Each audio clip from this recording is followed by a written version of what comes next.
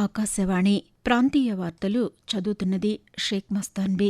ముఖ్యాంశాలు: రాయలసీమను ప్రపంచ ఉద్యాన పంటల కేంద్రంగా అభివృద్ది చేయాలని ఆంధ్రప్రదేశ్ ముఖ్యమంత్రి నారా చంద్రబాబు నాయుడు అధికారులను ఆదేశించారు.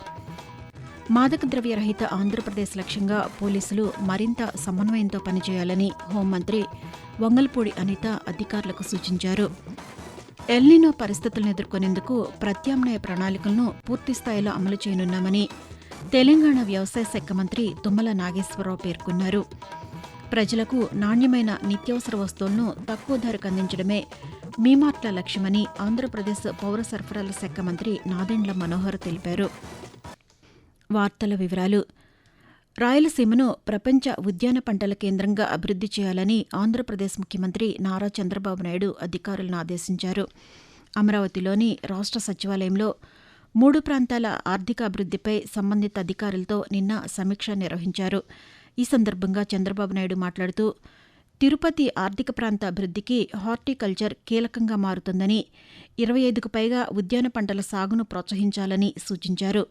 విశాఖపట్నం, తిరుపతి, అమరావతి కేంద్రాలుగా ఆయా ప్రాంతాల అభివృద్దికి కార్యాచరణ రూపొందించాలని అధికారులను ఆదేశించారు. అలాగే 3 ప్రాంతాల్లో అంతర్జాతీయ క్రీడా పోటీల నిర్వహణకు ప్రణాళికలు సిద్దం చేయాలని ముఖ్యమంత్రి సూచించారు. మాదక ద్రవ్య రహిత ఆంధ్రప్రదేశ్ లక్ష్యంగా పోలీసులు మరింత సమన్వయంతో పనిచేయాలని హోంమంత్రి వంగల్పూడి అనిత అధికారులను ఆదేశించారు. గుంటూరు జిల్లా మంగళగిరి నుంచి రాష్ట్రంలోని వివిధ పోలీస్ రేంజ్లు, ప్రత్యేక విభాగాల పనితీరును దృశ్య మాధ్యమం విధానంలో డీజీపీతో కలిసి ఆమె నిన్న సమీక్షించారు. ఈ సందర్భంగా హోంమంత్రి మాట్లాడుతూ, అల్లూరి సీతారామరాజు జిల్లాలో గంజాయి సాగును పూర్తిగా నిర్మూలించి ప్రత్యామ్నాయ పంటలను ప్రోత్సహించడం ద్వారా ఆ జిల్లా ఆదర్శంగా నిలిచిందని తెలిపారు. మహిళలు, చిన్నారుల భద్రతకు ప్రభుత్వం అత్యంత ప్రాధాన్యతనిస్తోందని, శక్తి కార్యక్రమం, ఆపరేషన్ ట్రేస్ ద్వారా గల్లంతైన మహిళలు, బాలికలను గుర్తించి వారి కుటుంబాలకు అప్పగిస్తున్నామని మంత్రి తెలిపారు. అమరావతిని స్వీయ ఆర్థిక రాజధానిగా అభివృద్ది చేసి అక్కడి నుంచి వచ్చే ఆదాయాన్ని ఆంధ్రప్రదేశ్లోని 175 నియోజకవర్గాల అభివృద్దికి వినియోగిస్తామని రాష్ట్ర జలవనరుల శాఖ మంత్రి డాక్టర్ నిమ్మల రామానాయుడు తెలిపారు. పశ్చిమ గోదావరి జిల్లా పాలకొల్లులో మంత్రి నిన్న పాత్రికేయులతో మాట్లాడుతూ, హైదరాబాద్, చెన్నై, బెంగళూరు వంటి నగరాలు ఆయా రాష్ట్రాలకు ప్రధాన ఆదాయ వనరుగా నిలిచాయని చెప్పారు.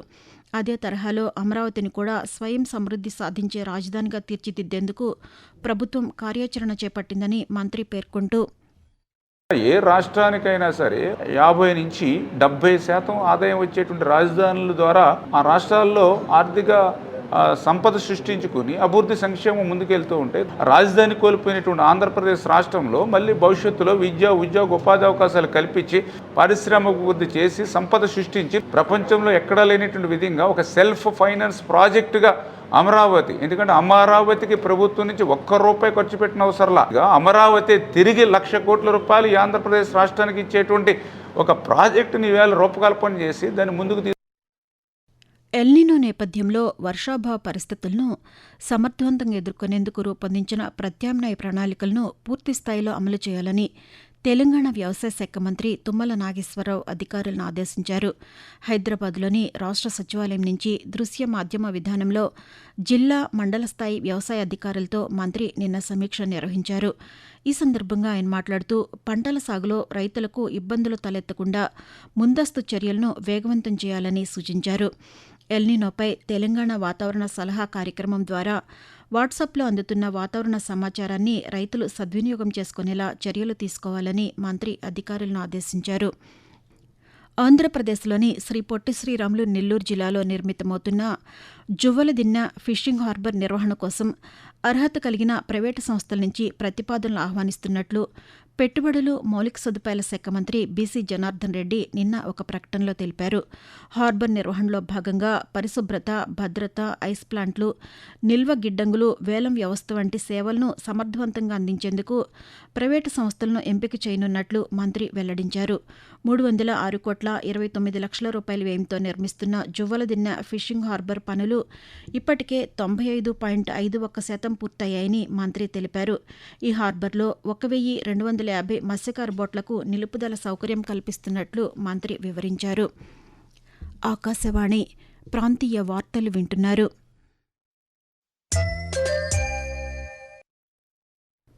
ప్రజలకు నాణ్యమైన నిత్యావసర వస్తువులను తక్కువ ధరకి అందించడంతో పాటు చౌక డిపో డీలర్లకు అదనపు ఆదాయం కల్పించడమే మీమార్ట్ల లక్ష్యమని ఆంధ్రప్రదేశ్ పౌర సరఫరాల శాఖ మంత్రి నాదెండ్ల మనోహర్ తెలిపారు.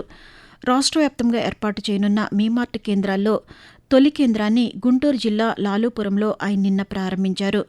అనంతరం మంత్రి పాత్రికేయులతో మాట్లాడుతూ తొలి దశలో 1000 మీమార్ట్లను ఏర్పాటు చేయనున్నట్లు తెలిపారు. భవిష్యత్తులో డిజిటల్ రూపీ విధానాన్ని కూడా వీటితో అనుసంధానం చేస్తామని మంత్రి వెల్లడిస్తూ మా పౌర సరఫరాల శాఖ ఈ ఫ్రంటియర్ అనే సంస్థతోటి రాష్ట్ర వ్యాప్తంగా ఒక 1000 మినీ మార్ట్లు ఏర్పాటు చేయాలనే ఒక సంకల్పంతో ముందుకొచ్చాం. ప్రయోజనాత్మకంగా చేస్తున్న ఈ కార్యక్రమంలో ప్రజలకి సుమారు 250 సరుకులు, ప్రతిరోజు వాళ్ళు వాడుకునే సరుకులు, అవి మంచి కంపెనీల ద్వారా నాణ్యమైన సరుకులు 30 రోజులు కూడా ఈ ఫెయిర్ ప్రైస్ షాపులు తెరిచే విధంగా, ఈ 30,000 కుటుంబాలకి కూడా ఆదాయం పెంచే విధంగా మనం ఇటువంటి అద్భుతమైన అవకాశం కల్పిస్తున్నాం. ఖచ్చితంగా మార్కెట్లో ఉన్న ధరలకి కన్నా 3 నుంచి 4 రూపాయలు తక్కువ ధరకే వీళ్ళు విక్రయించేటట్టు ఈ ఏర్పాటు చేశాం. శ్రీశైలం ఎడమగట్టు కాలువ ఎస్ఎల్బీసీ ప్రాజెక్టును 2028 జూన్ నాటికి పూర్తి చేస్తామని తెలంగాణ నీటిపారుదల శాఖ మంత్రి ఉత్తమ్ కుమార్ రెడ్డి తెలిపారు. హైదరాబాద్లోని రాష్ట్ర సచివాలయంలో ప్రాజెక్టు పనుల పురోగతిపై మంత్రి నిన్న ఉన్నత స్థాయి సమీక్ష నిర్వహించారు. ఈ సందర్భంగా ఆయన మాట్లాడుతూ దక్షిణ తెలంగాణకు అత్యంత కీలకమైన ఈ ప్రాజెక్టును పూర్తి చేసేందుకు ప్రభుత్వం కట్టుబడి ఉందని అన్నారు. చేనేత కార్మికుల సంక్షేమానికి త్వరలో నేతన్న భరోసా పథకాన్ని అమలు చేయనున్నట్లు ఆంధ్రప్రదేశ్ చేనేత జౌళి శాఖ మంత్రి ఎస్ఎస్ సవిత ప్రకటించారు. గుంటూరు జిల్లా మంగళగిరిలో నిర్వహించిన ఆప్కో స్వర్ణోత్సవ వేడుకల్లో మంత్రి నిన్న పాల్గొన్నారు. ఈ సందర్భంగా ఆమె మాట్లాడుతూ చేనేత సహకార సంఘాలకు 6,50,00,000 రూపాయల బకాయిలను 2 విడతల్లో చెల్లిస్తామని తెలిపారు. చేనేత కార్మికులకు పెట్టుబడి భారం తగ్గించేలా ఆప్కో ద్వారా నూలు సరఫరా చేసే అంశాన్ని పరిశీలిస్తున్నట్లు తెలిపారు. చేనేత కార్మికులకు ఏడాది పొడవునా ఉపాధి కల్పించడం ప్రభుత్వ లక్ష్యమని మంత్రి తెలుపుతూ ఆప్కో 50 వసంతాలు పూర్తి చేసుకోవడం, మరి ఈ 2 సంవత్సరాల్లో చేనేతలు తయారు చేసిన వస్త్రాలు ఎక్కడికక్కడ ఎగ్జిబిషన్స్ పెట్టడం, 90% సబ్సిడీతో పనిముట్లు కూడా ఏర్పాటు చేశాం. ధర్మవరంలో, పిఠాపురంలో, మంగళగిరిలో కూడా మరి మెగా క్లస్టర్లు కూడా ఏర్పాటు చేశాం. ఉచిత విద్యుత్ కూడా హ్యాండ్లూమ్స్ కి 200 యూనిట్లు, పవర్ లూమ్ కి 500 యూనిట్లు, సుమారుగా 53,000 మందికి 150 కోట్ల రూపాయలతో మరి చేనేతలకు అందజేస్తున్నాం. నేతన్న భరోసా కూడా మనం అందజేయబోతున్నామన్న విషయాన్ని కూడా మీకు తెలియజేస్తాం. వాతావరణం. నైరుతి రుతుపవన ద్రోణి ప్రస్తుతం ఉత్తర ఒడిశా మీదుగా వాయువ్య బంగాళాఖాతంలోని అల్పపీడన కేంద్రం వరకు విస్తరించి ఉందని అమరావతి వాతావరణ కేంద్రం తెలిపింది. దీని ప్రభావంతో ఆంధ్రప్రదేశ్లోని పలు జిల్లాల్లో తేలికపాటి నుంచి మోస్తరు వర్షాలు కురిసే అవకాశముందని వాతావరణ శాఖ అధికారి ఎం వెంకట్రావు తెలియజేస్తూ ఈ రోజు ఉత్తర కోస్తా ఆంధ్రప్రదేశ్ యానాంలో తేలికపాటి నుంచి మోస్తరు వర్షాలు లేదు, ఉరుములతో కొన్ని జల్లులు అనేక చోట్ల కురిసే అవకాశం ఉంది. రేపు కొన్ని చోట్ల కురిసే అవకాశం ఉంది. ఇక దక్షిణ కోస్తా ఆంధ్రప్రదేశ్లో ఈ రోజు మరి రేపు తేలికపాటి నుంచి మోస్తరు వర్షాలు లేదు, ఉరుములతో కొన్ని జల్లులు కొన్ని చోట్ల కురిసే అవకాశం ఉంది. రాయలసీమలో ఈ రోజు మరి రేపు తేలికపాటి నుంచి మోస్తరు వర్షాలు 1 లేదా 2 చోట్ల కురిసే అవకాశం ఉంది. తెలంగాణలో రానున్న 2 రోజుల పాటు పలు జిల్లాల్లో ఉరుములు మెరుపులతో కూడిన వర్షాలు కురిసే అవకాశముందని హైదరాబాద్ వాతావరణ కేంద్రం తెలిపింది. ప్రాంతీయ వార్తలు ముగించే ముందు ముఖ్యాంశాలు మరొకసారి. రాయలసీమను ప్రపంచ ఉద్యాన పంటల కేంద్రంగా అభివృద్ది చేయాలని ఆంధ్రప్రదేశ్ ముఖ్యమంత్రి నారా చంద్రబాబు నాయుడు అధికారులను ఆదేశించారు. మాదక ద్రవ్య రహిత ఆంధ్రప్రదేశ్ లక్ష్యంగా పోలీసులు మరింత సమన్వయంతో పనిచేయాలని హోంమంత్రి వంగల్పూడి అనిత అధికారులకు సూచించారు. ఎల్నినో పరిస్థితులను ఎదుర్కొనేందుకు ప్రత్యామ్నాయ ప్రణాళికలను పూర్తిస్థాయిలో అమలు చేయనున్నామని తెలంగాణ వ్యవసాయ శాఖ మంత్రి తుమ్మల నాగేశ్వరరావు పేర్కొన్నారు. ప్రజలకు నాణ్యమైన నిత్యావసర వస్తువులను తక్కువ ధరకు అందించడమే మీమార్ట్ల లక్ష్యమని ఆంధ్రప్రదేశ్ పౌర సరఫరాల శాఖ మంత్రి నాదెండ్ల మనోహర్ తెలిపారు. ఆకాశవాణి ప్రాంతీయ వార్తలు ఇంతటితో సమాప్తం.